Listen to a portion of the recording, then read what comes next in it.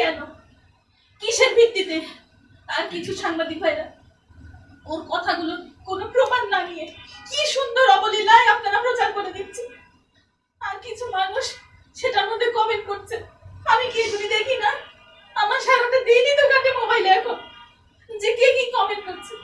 যারা আমার ভিডিওগুলো, আমি কিন্তু সবার আগে মিডিয়ায় এসেছি, আমারগুলো দেখে যখন আমাকে অনেক উৎসাহ দিয়েছেন, আপনাদের এক একটা কমেন্ট আমাকে বাঁচার অনুপ্রেরণা জাগিয়েছিল আমার এই বাচ্চাটার জন্য।